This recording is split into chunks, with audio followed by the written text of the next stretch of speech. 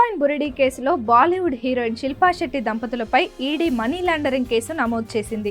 ఈ క్రమంలో తాజాగా వీరికి చెందిన 99 కోట్ల రూపాయల ఆస్తులను ఈడీ సీజ్ చేసింది. దీనిలో కొంత నగదు కూడా ఉన్నట్లు సమాచారం. బిట్కాయిన్ కొన్నాళ్ల కిందట పెద్ద ఎత్తున దేశంలో చర్చనీయాంశంగా మారిన వ్యవహారం.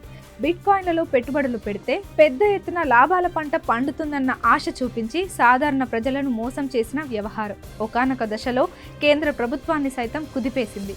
దీనిపై కేంద్రం కూడా సీరియస్ అయి ఈ విషయాన్ని సిబిఐ తర్వాత ఈడీకి కూడా అప్పగించింది.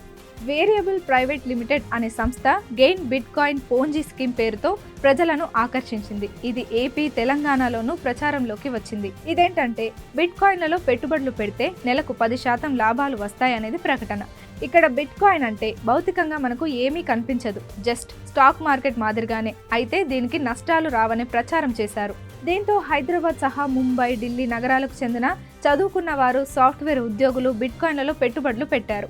ఇలా వేరియబుల్ ప్రైవేట్ లిమిటెడ్ సంస్థ 6,600 కోట్లను వసూలు చేసింది. ఆ తర్వాత లాభాల మాట దేవుడెరుగు, అసలు స్పందించడమే మానేసింది. ఈ విషయాన్ని బీజేపీ మంత్రి నితిన్ గడ్కరీ తొలిసారి బయటకు తీసుకువచ్చారు. దీంతో కేంద్ర ప్రభుత్వం బిట్కాయిన్ వ్యవహారాన్ని తొలుత సిబిఐ తర్వాత ఈడీలకు అప్పగించింది.